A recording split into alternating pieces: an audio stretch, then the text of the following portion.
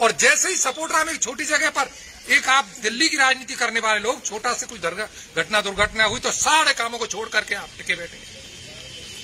तो मेरा निवेदन ये है कि जो लोग जागरूक हैं, हमारा, मैं यहाँ कहता हूं अपन क्या करें भाई, भूख बैठे हैं, सरकार जाने वो जाने, ये अपन रूटीन में सोच के बैठ जाते हैं। ऐसा नहीं है। जब तक हम जागरूक नहीं होंगे, आम आदमी तक इस बात को नहीं कहेंगे कि यार भाजपा बात तो होनी चाहिए ना। भाजपा बात यह है कि भाई 4 दिन से लाश बिना मतलब रख रखिए, उसको जलाना चाहिए, उसका दाह संस्कार होना चाहिए। जो लोग राजनीति करने आ गए हैं उनका अनदेखी होनी चाहिए, उनका विरोध होना चाहिए। ये बात के लिए अपन जनमत बना सकते हैं। और आज अपन जो चर्चा विशेष के लिए इकट्ठे हुए हैं, मैं समझता हूँ विधायक महोदय को, उसमें तो यही है कि आम आदमी में चर्चा होनी चाहिए, सारे समाजों में इस बात की चर्चा होनी चाहिए कि इस प्रकार की राजनीति करने वालों को, लोगों को मौका नहीं मिले। इस प्रकार की राजनीति करने वाले लोगों को, मैं तो उन परिवारजन को भी कहूंगा कि वो आपके नहीं है, अपनी राजनीति रोटी सेक रहे हैं। आपका लाल, आपका पति, आपका बेटा, जो आज जिसकी लाश पड़ी हुई है, उसको वो अगर उनको संघर्ष करना है तो जाए, जेलें भरे, विरोध करें, लाश जला दो, उसके बाद करें आंदोलन, क्या दिक्कत है? खूब आंदोलन करें, उनको लगे कि भाई हम बाजी बात पर कर रहे हैं तो उस लाश को लेकर बैठे। और आज की तारीख में बेचारे वो परिवार वाले भी कहीं बोल नहीं पा रहे होंगे, कह नहीं पा रहे होंगे, क्योंकि एक बार उन्होंने कह दिया साहब देखो साहब कुछ मिले, अब उन्होंने कहा मौका मिल गया हमको, जम के बैठ गए। तो मेरा निवेदन ये है विधायक महोदय से भी, जैसा इन्होंने अपना लगातार प्रयास करते रहे, और मैं तो एक जनता के बीच में रहता हूं, 3-4 दिन से पब्लिक की बात को सुनता रह रहा हूं, हर आदमी की बात आ रही है। रमेश जी का रोल पॉजिटिव है, वो अपने तरीके से जितनी भी उतनी ताकत है उससे सरकार पर भी दबाव बना रहे हैं। 2 विधायक भी यहाँ पर आए हैं, उनके समाज के भी आए हैं, दूसरे लोग परिवार के वो भी आए हैं, और आप भी अपने हिसाब से इतना प्रयास कर रहे हैं। अधिक से अधिक उसकी मदद की जाएगी। अब भी कलेक्टर साहब के पास जाकर के कहकर आए भाई अधिक से अधिक मदद कराने का हम प्रयास करेंगे, आप इनको आश्वासन दीजिए। तो मेरा निवेदन यह है कि आप सब भी अपने हिसाब से जनमत बनाएं और मौका मिले तो उनके परिवारजन को, क्योंकि आपके पड़ोसी हैं, आपके भाई हैं, आपके बंद हैं, आपके रिश्तेदार हैं, उनको जाकर इस बात को कहीं ना कहीं डायरेक्ट इनडायरेक्ट रूप से कहें भाई इनके हाथों में क्यों कठपुतली बदल रही है।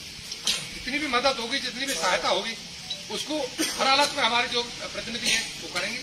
ऐसा अपन सब लोग समझाएं, ऐसा प्रयास करें, मेरा ऐसा निवेदन है। जय जय। मैं हमारे बीच में वकील पाराशर जी है जो अपनी बात रखेंगे। परम सम्मानीय मंच पर उपस्थित मेरे बुजुर्ग और मेरे सहयोगी कार्यकर्ता बंधु, मतलब कोई भी घटना होती है उसको रमेश जी से जोड़ दिया जाता है। बड़े दुख का विषय। रमेश जी के इस पूरे प्रकरण में क्या कमी रही, ये सबके सामने क्या कमी रही बताओ आप। तुरंत ही जाकर के 5 लाख की जो आर्थिक सहायता होती है गवर्नमेंट की तरफ से, 5 लाख से अधिक कहीं राजस्थान कहीं कुछ नहीं मिला, और 5 लाख अपनी पॉकेट से घोषणा की उन्होंने।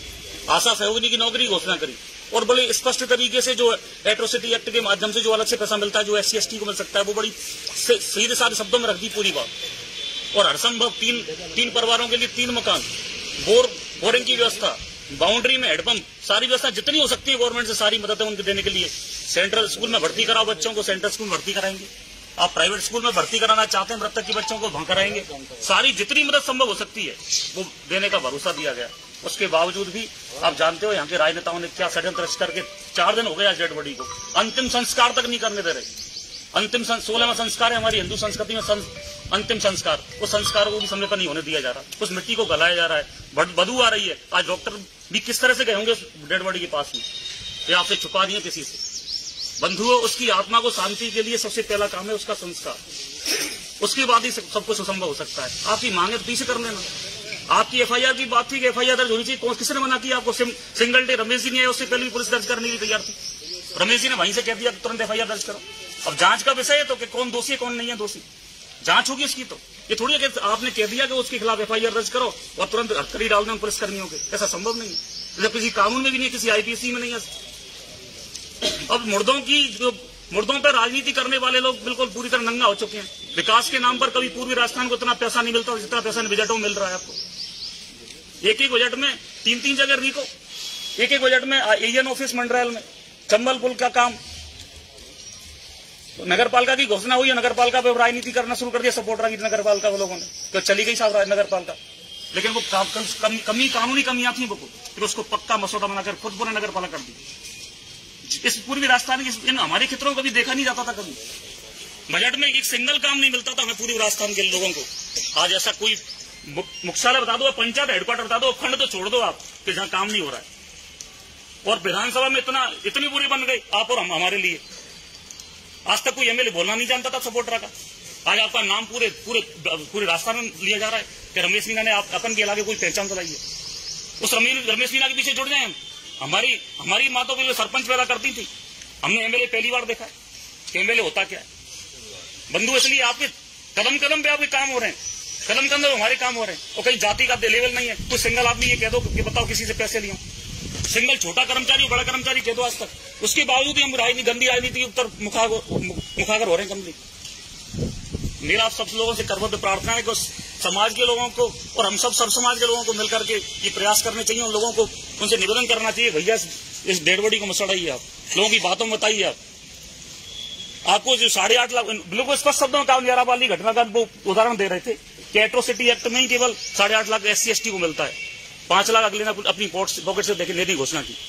इस समाजों को क्यों लड़ा रहे हो? इस मीणा और गुर्जर संस्कृति को क्यों बढ़ावा दे रहे हो आप जबरदस्ती? ये तो भाई भाई हमेशा, और इनको लड़ाने की कोशिश आपकी सफल नहीं होगी कभी। ना लड़ेंगे कभी। इसलिए समाज को रहने दो। इस करौली जिले को अपराधियों का गढ़ मत बनाओ। अपराध सिंगल व्यक्ति है, मैंने देखा है मेरी आंखों से। अगर मीणा अगर गंदा है ना, ऊपर से भगाया है मेरे सामने, ऊपर से लात मार के भगाया, चल यहाँ से भाग यहाँ से। और सर समाजी के व्यक्ति को इज्जत मिलती है। मीणा यदि अपराधी है तो मीणा को भी नहीं बख्शा, और जनरल अपराधी जनरल को नहीं बख्शा।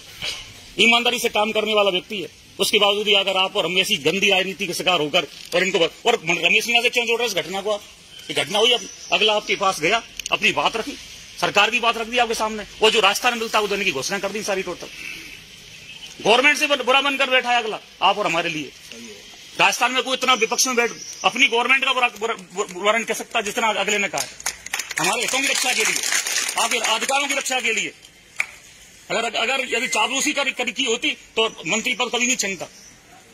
इसलिए मैं आप सबसे करबद्ध प्रार्थना करता हूं कि ऐसे लोगों, केवल रमेश मीणा से किसी घटना को मत जोड़ो आप। रमेश मीणा कहां गलत था? FIR दर्ज नहीं हुई तो बता दो। आपके लिए घोषणाओं की बौछार नहीं हो तो बता दो। आपके लिए नौकरी की घोषणा हुई तो बता दो। आप कौन सी कमी रह गई बताओ आप, और कौन सी ये दिला पाएंगे?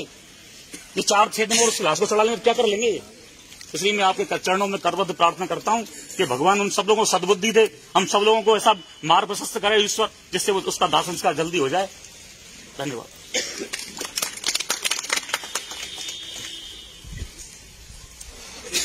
साथियों में रखना चाहे तो रख सके। अपने जो विचार आ रहे हैं मन में, जो बात आ रही है तो यह करवा रहे।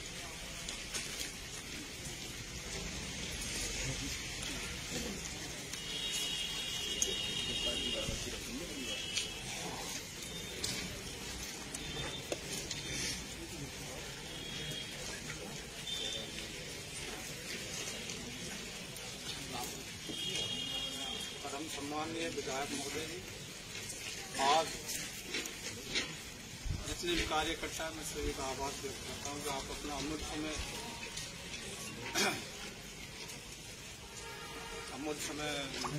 नष्ट करके आए।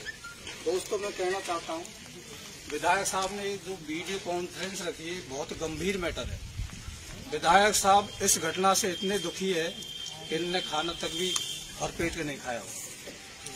जिस टाइम विधायक साहब के साथ मैं था, विधायक साहब उदयपुर खैरवाड़ा गए थे। इनके पास से मैसेज पहुंचा था कि एक हमारा भाई मतलब खत्म हो गया और इस तरह में जाम लग रहा है। विधायक साहब उदयपुर खैरवाड़ा डूंगरपुर का दौरा छोड़ के और रातों रात यहाँ के पहुंचे, और इनके दिल में इतनी टीस थी कि बहुत बुरी घटना हुई है। उसके बाद में भी इस तरह की राजनीति कर रहे हैं। ये राजनीति नहीं है दोस्तों, ये एक बहुत ही बड़ा षड्यंत्र साजिश है। कुछ लोग जो ईस्ट इंडिया कंपनी आई थी ना 1857 में, ऐसे लोग यहाँ पड़पना चाहते हैं और ये राजनीति कर रहे हैं। इनका लक्ष्य है रमेश मीणा को बदनाम किया जाए, इसको कैसे इलेक्शन हराया जाए। ये मतलब मेरे से पहले पहाड़ बांध रहा था, लेकिन इनको मिट्टी तक नहीं मिलेगी, पहाड़ बांधना बहुत दूर है। यही करोलला की मैं घटना बताता हूँ। अभी एक राजेश टंगा शेखपुरा का जो मर्डर करके गया है और जेल से छूटा, उसको 20 गाड़ी 300 लड़के सप्लाई किए और इस तरह की मतलब रैली निकाली उसने जैसे कोई बहुत बड़ा मंत्री आया हो, प्रधानमंत्री आया हो, चीफ। हमने सोचा था भाई किरोड़ी लाल गया हुआ शामपुर तो उसकी रैली होगी। हमको पता लगा था वो राजेश टंगा था। तो ये इसके गुंडे हैं, एक बाबा गैंग है, बहुत खतरनाक गैंग है। आज 10,000 लड़कों की इसने लाइफ खराब कर रखी है। आप इनसे दूर रहिए। समाज में दो ही लाल है, किरोड़ी लाल, एक बैसलाल, एक ये है। ये लाल नहीं है, दुनिया काल में आपसे कहना चाहता हूँ ये आपको बर्बादी की ओर पहुंचाएंगे। ये जीवन में कभी बाढ़ पंच नहीं बन सकते, मैं बता दूं। इनको लक्ष्य यही है, रमेश जी को बदनाम करो, रंग आ गया है। मैं कह रहा हूँ रमेश जी इतने भले, इतने ईमानदार, इतने कर्मठ आदमी है कि हमको तो गर्व यही है कि मैं सपोर्टर से बिलोंग करता हूँ, पर लेकिन मैं सभी भाइयों से कहना चाहता हूँ आपको गर्व होना चाहिए कि इस तरह का एक बोल्ड विधायक है, ईमानदार है, कर्मठ, विधानसभा में भी आवाज उठाता है, डरते नहीं है। तो चीफ मिनिस्टर हो या कोई मंत्री हो, मैं अभी एक मंत्री से मिला था जयपुर में, तो उसने कहा था भाई गोपाल नौकरी तुम तो बहुत बड़े भाग्यशाली हो, तुम्हारा विधायक नौकरी विरोध भी करता है और अड़ता भी है, काम भी निकालता है। आज गर्व की बात है कि साइंस फैकल्टी सपोर्ट में पीजी कॉलेज एग्रीकल्चर के लिए सवाई माधोपुर जाना पड़ता है, जो आज मंत्री महोदय जी ने हमारे सपोर्ट काम करवाई है। विकास की गंगा भाई है, धौरीबाग परियोजना ले लो, रोड ले लो, आज चंदेलपुरा का रोड ले लो, करणपुर से मंडार का ले लो, केला देवी से करणपुर का ले लो। विकास में कमी आई है, पर लेकिन लोगों को क्या पछता नहीं है, इनके पास में कोई जरिया नहीं है। अब जरिया यही है किसी तरह रमेश को घेरा जाए। मैं कह रहा हूँ अगर यदि नरेंद्र मोदी रमेश साहब भी आ जाए तो रमेश इलेक्शन नहीं हार सकते। ये कभी चिटपटी चलाते हैं ना, वो चिटपटी है, मुझे कोई फटाका नहीं दिख रहा है। और ये कहते हैं रमेश मीणा चोर है, राजा राम कह रहा था रमेश मीणा चोर है, पैसा साले तेरे से बड़ा चोर कौन है? 20 लाख रुपए साहब से ले गया था वो। मैं कहता हूँ मन से माध्यम और वोट भी नहीं दिया, उसने गलत इतनी दमे तो 20 लाख रुपए उसको दे देता, साहब से लिया बिल्कुल देते तो वहां से खून का दान रहरण की चोरी, मतलब साहब को मतलब बदनाम कर रहा है। तो मैं ये कहना चाहता हूँ ऐसी कंपनी से आप सतर्क रहिए। इनकी राजनीति किसी तरह भाई रमेश जी का माहौल, रमेश जी का कहीं भी माहौल गंदा नहीं हो सकता। रमेश जी चुनाव नहीं आ सकते, अच्छे आदमी है, ईमानदार है, विकासशील है। तो मैं तो यही कहना चाहता हूँ इनसे आप दूर रहो और आज अभी झूठ लगा इनका। भैया गोपाल ने बहुत अच्छी बात की है, कोई साथ ही अपना विचार रखे, सही बात कही उन्होंने। ये हमारा जो मन है वो ये है कि सब समझे इस बात को और ये चर्चा में लाए कि भाई ये जो लोग कर रहे हैं वो गलत कर रहे हैं। तो जो भी अपनी बात रखना चाहे